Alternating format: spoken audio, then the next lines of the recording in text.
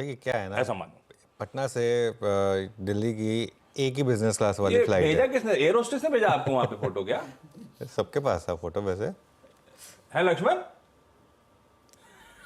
नहीं नहीं, air hostess नहीं भेजा। वहाँ पर जैसे ही पता चला कि दोनों नेता आ रहे हैं एक ही फ्लाइट में, तो सब लोगों ने अपने अपने लोगों को जगाना शुरू किया कि उस फ्लाइट से कुछ वीडियो आ जाए। तो कुछ पैसेंजर्स ने भेजे। स्टाफ वैसे इन सब चीज़ों में इन्वॉल्व नहीं होते, तो उन लोगों ने नहीं भेजा। नहीं भाई, उसमें क्या है आशीष, क्या है हाँ। अब एक ही बिजनेस क्लास की फ्लाइट है, अब उसमें वो दोनों बैठे हैं साथ में। और ऑब्वियसली ऐसा तो नहीं है ना कि दुश्मन है कोई, तो आपस में बातचीत तो होगी, ऐसा नहीं है। पॉलिटिक्स में दुश्मन तो अब होता है। ऐसा थोड़ा ना होता है। अब कल को मैं मान लो किसी उसमें जाऊँ, किसी इवेंट में जाऊँ, मुझे कोई और वहाँ दिख जाए, तो ऐसा थोड़ा ना कि मैं उससे बातें नहीं करूँगा। ऑब्वियसली साथ में तो रहेंगे, बात तो करेंगे, लेकिन उसका कुछ भी मतलब हो सकता है। लेकिन ये चीज़ तो क्लियर हो गई थी। आई थिंक स्टेटमेंट्स दोनों की एकदम अनइक्विवोकल थी। चंद्रबाबू नायडू ने तो ट्वीट ही कर दिया था एक्चुअली, वो तो वहाँ से तो कोई डाउट बचा नहीं जो था। मोदी जी ने कांग्रेचुलेट करा था उस पर। एग्जैक्टली। तो और एक चीज़ तो दो में से एक ही हो जाए तो भी मामला तो क्लियर हो जाना था। और यही चीज़ आई थिंक उसके बाद नीतीश कुमार ने भी बोल दी, उसके बाद मामला एकदम क्लियर होगा। वही तो कल मार्केट ने पचा लिया वो। अब मार्केट ने ये चीज़ पचा ली है, अब आप आज सुबह अगर इस चीज़ को चेज करेंगे तो वो थोड़ा दिक्कत वाला मामला है।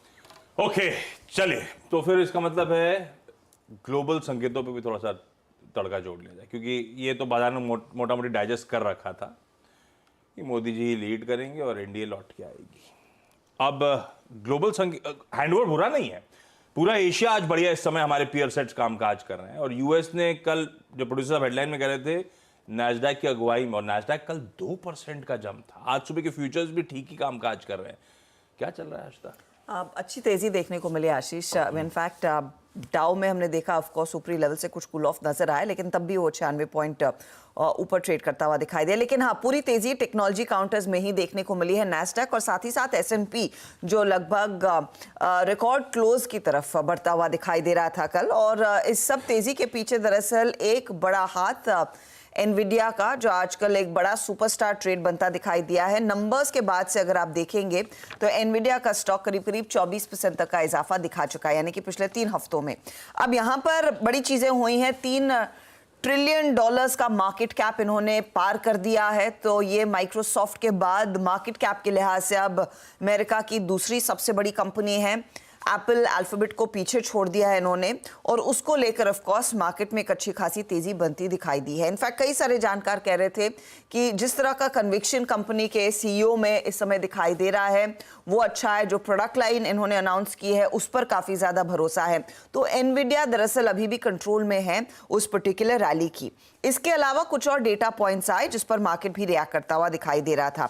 एक तो इनका जो जॉब्स डेटा आया है, एडीपी की जो jobs report, private jobs report आई है, वहां पर एस्टिमेट था 1.75 लाख के आसपास का, आंकड़ा आया है 1.52। तो प्राइवेट पेरोल में थोड़ी सी नरमी देखने को मिली। अब फिर से उम्मीद बढ़ने लगी है कि क्या रेट कट पहले आएगा या नहीं आएगा, तो उस लिहाज से भी मार्केट में थोड़ा सा एक्साइटमेंट था।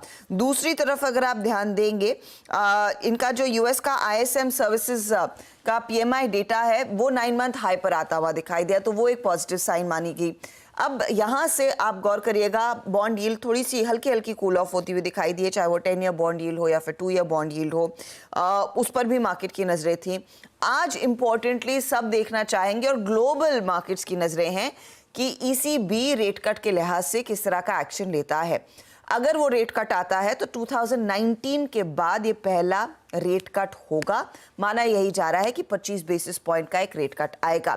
लेकिन रेट कट के साथ साथ अब सभी लोग देखना चाहते हैं कि कमेंट्री आने वाले समय के लिए क्या उभर कर आएगी। क्या सितंबर के लिए आने वाली पॉलिसी के लिए क्या कुछ इंडिकेशन आता है या नहीं कि ये रेट कट का सिलसिला बरकरार रहेगा या नहीं। उसी को लेकर सबसे ज्यादा एक्शन देखने को मिला है। उसी को लेकर आज दरअसल एशियाई मार्केट्स में भी अच्छी खासी तेजी देखने को मिली है और जापान भी आउट परफॉर्म कर रहा है। अच्छा, बाय द वे 39,000 से ज्यादा दूर नहीं है जापान का इंडेक्स निकाई, तो उस पर भी लोगों की नजरें हैं कि वहां पर कितना एक्शन बढ़ता हुआ दिखाई दे सकता है। बहुत बढ़िया। अच्छा, ग्लोबल हैंडओवर हमारे अभी मोटा मोटी अब लग रहा है सब कुछ चंगा सी।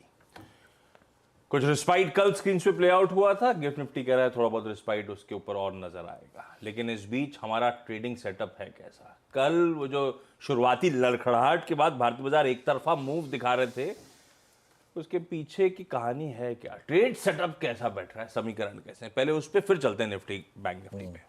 देखिए सेटअप में तो वही चीज़ कि एफआईएस की सेलिंग एज इट इज़ है कल, और ये चीज़ अब आप समझ लीजिए कि शायद एफआईएस की और भी सेलिंग आ जाए। तो अगर मार्केट की जो तेज़ी पे ब्रेक लगना है वो वहीं से लगना है। कल 4,500 करोड़ DIIs ने बाय किए, लेकिन एक चीज़ क्लियर हो गई, डोमेस्टिक पैसा वो एक दिन की नर्वसनेस के बाद वापस आ गया। डोमेस्टिक ट्यूसडे को हम ज़्यादा क्यों गिर गए थे, क्योंकि एफआईएस ने भी बेचा था और DIIs ने भी बेचा था। वो देखिए बार में आपको दिखाई देगा, वो जो एक DI का रेड बार बन गया था, मेन दिक्कत तो वहाँ से आ गई थी ना, वरना तो एफआईएस तो बेच ही रहे हैं। एफआई के तो सारे नेगेटिव बार हैं, पहले भी बार नेगेटिव थे। दिक्कत क्या आ गई थी कि ट्यूसडे को एफआई का 12,000 करोड़ का सेल आ गया था और उसके सामने DI भी बेच गया था। DI ने उसके सामने का थोड़ा काउंटर कर लिया था उस दिन, तो थोड़ा सा मामला मजबूत रहता। ये 1-2 दिन कभी ऐसा हो जाता है। कल लेकिन नॉर्मल हो गया, एफआईएस ने बेचा, DIs ने खरीद लिया, कोई दिक्कत नहीं है। अच्छा, कल एफआईएस ने थोड़ी सी शॉर्ट कवरिंग करी है, बहुत ज़्यादा नहीं लेकिन थोड़ी सी शॉर्ट कवरिंग करी है। अभी भी काफ़ी शॉर्ट्स हैं। इंडेक्स फ्यूचर्स में 2,500 करोड़ प्लस, स्टॉक फ्यूचर्स में 1,900 करोड़ प्लस, और विद इन इंडेक्स फ्यूचर्स एक क्लियर कट इंडिकेशन है कि निफ्टी फ्यूचर में ज़्यादा शॉर्ट कवरिंग हुई। बैंक निफ्टी में 200 करोड़ की बाइंग हुई, निफ्टी फ्यूचर में 2,300 करोड़ की बाइंग हुई। और अब आप अगर ट्रेंड देखें तो वो जो बहुत ज़्यादा मैसिव शॉर्टिंग हुई थी 4 जून को, 9,841 करोड़ बिके थे वहाँ पर। अब कल उसमें से 1/4 तो बायबैक हो गए, करीब करीब 2,500 करोड़। लॉन्ग शॉर्ट देखें आप तो कल 23,000 लॉन्ग जुड़े आशीष, और 21,000 शॉर्ट कटे। और कुल मिलाकर अगर आप नेट कॉन्ट्रैक्ट के हिसाब से देखेंगे तो जो हम 3,55,000 शॉर्ट पर पहुँच गए थे, अब वो 3,11,000 पर। 3,11,000 भी बहुत शॉर्टिंग है, ठीक है। तो इसके लिए अभी भी मामला मार्केट का वन वे और द अदर डिसाइड नहीं हुआ है किस साइड जा रहे हैं हम। 3,11,000 शॉर्ट हैं। इंडिया विक्स कल 30% गिरा, 18.88 पर आ गया। अब बाकी की जो इंडिया विक्स में गिरावट है वो आज आ जाएगी। आज मुझे लग रहा है इंडिया विक्स 15-16 पर आ जाएगा, और अगले 3-4 दिन में एक बार सरकार बन जाए उसके बाद वापस हम वो 11-12 की इंडिया विक्स पर आ जाएंगे, जो हमारा नॉर्मल था। उसके बाद मार्केट को एनालाइज करना थोड़ा ईजी हो जाएगा। पुट कॉल रेशो 0.75 वर्सेस 0.73, तो अभी भी थोड़ी सी जगह है। और उसके अलावा बैन की जहाँ तक बात है, एक ही स्टॉक है बैन में, जी, जो अभी भी बना हुआ है। बिल्कुल ठीक, ये है आज का ट्रेड सेटअप। पर आज का दिन इंपॉर्टेंट, आज निफ्टी 50 की वीकली एक्सपायरी भी है, और कल सुबह तड़के आनी है क्रेडिट पॉलिसी, तो बाजार अब उस पर भी, हालांकि वो एक नॉन इवेंट सा शायद फिर से रहने वाला है। पर निफ्टी का अप्रोच क्या रखें, वो एक बड़ा कंफर्ट बन गया था, वो पैनिक डे का लो ट्यूसडे का जो आपने मेंशन करता, पर वो दूर हो गया है काफी। तो अब निफ्टी पे क्या वॉच आउट करना है, कैसे अप्रोच रखूं? देखिए, निफ्टी की अप्रोच पर आऊँ उससे पहले मैं आपको एक चीज़ दिखाता हूँ। आज एक्सपायरी है और मैं ऑप्शंस डेटा देख रहा था, मतलब भयंकर ऑप्शंस डेटा है। पुट राइटिंग तो है ही नहीं। 22,500 के पुट लेकर आइए फॉर एग्जांपल, 22,500 के पुट में कुल मिलाकर ओपन इंटरेस्ट है 43 लाख का, ठीक है, और वो 160 रुपये पर है, ठीक है। और एक 22,500 की कॉल, कुल मिलाकर 160 रुपये का, वो 160 रुपये का ट्रेड, और ओपन इंटरेस्ट देखिए 43 लाख। उसके सामने 22,500 की पुट देखिए आप, 22,500 के पुट में कम ओपन इंटरेस्ट, जबकि हम 22,600 के ऊपर हैं आशीष, और उसका प्रीमियम देखिए 150 रुपये, ठीक है। 22,500 की कॉल जिसकी इंट्रिंसिक वैल्यू खुद 120 रुपये होनी चाहिए, उसका प्रीमियम है 159 रुपये। 22,500 की पुट जिसकी की इंट्रिंसिक वैल्यू कुछ है ही नहीं, हम 22,620 पर हैं, उसका प्रीमियम अभी भी है 151 रुपये, ठीक है। आप समझ रहे हैं। और देखिए ओपन इंटरेस्ट 22,500 की पुट में है ही नहीं, क्योंकि 22,500 की कॉल में ओपन इंटरेस्ट है। ये फियर फैक्टर है, ये मार्केट में अभी भी एग्जिस्ट करता है। ये देखिए इस स्क्रीन को देख लीजिए, ये स्क्रीन आपको बता रही है एक इंडेक्स जो 22,620 पर बंद हुआ है, वहाँ 22,500 की कॉल 150 रुपये पर है और 22,500 की पुट 150 रुपये पर है। ये 22,600 पे भी होता अगर, तब भी एक बार समझ में आ सकता था। आप में नर्वसनेस और फियर दिखा। हाँ, 22,600 पे भी अगर ये डेटा होता तो भी एक बार के लिए समझ में आता था। मैं आज सुबह 2-3 बार क्रॉस चेक किया इस डेटा को कि क्या मैं डेटा सही देख रहा हूँ, और मैं फिर डेटा में सही देख रहा हूँ। इसका एक और मतलब भी है, इसका एक और मतलब ये भी है कि अपॉर्चुनिटी भी है। और ऑब्वियसली जिसने हिम्मत करके कल 22,500 की पुट बेची होगी, क्योंकि इसमें मामला सारा गैप अप गैप डाउन का है। आज गिफ्ट निफ्टी जो बता रहा है 70-80 पॉइंट बता रहा है, उतना ही बता रहा है। ये 22,500 की पुट अपने आप 150 रुपये वाली 30-40 रुपये रह जाएगी, क्योंकि वो ओवरनाइट रिस्क खत्म हो जाएगा। तो जिसने ये हिम्मत करके कल ये बेची है वो उसको ऑब्वियसली थोड़ा फायदा हुआ, लेकिन ये आपको बता रहा है कि इस समय मार्केट में रिस्क कितना है। अब आते हैं स्ट्रैटेजी पर। क्यों? क्योंकि कोई पुट राइटिंग है ही नहीं मार्केट में इतनी बड़ी। उसके बाद और ऐसा भी नहीं कि कॉल राइटिंग भी कोई बहुत ज़्यादा है, कॉल भी वो जो मैंने दिखा दिया आपको, लेकिन उसके बाद सीधा 23,000 पर कॉल है। तो मार्केट में क्या है ना, 200-200 पॉइंट की इंटरडे स्विंग्स आएंगी अभी अगले 3-4 दिन। आप उसको उस हिसाब से अप्रोच कर सकते हैं तो करिए, क्योंककि ये मार्केट बहुत टफ है। यहाँ आप स्टॉप लॉस कहाँ रखेंगे? मैं लेवल्स देख रहा था, कोई स्टॉप लॉस बन ही नहीं रहा है। फॉर एग्जांपल, पहला सपोर्ट है आपका 22,500 से 22,565, जो है आपका 20 डे का जोन।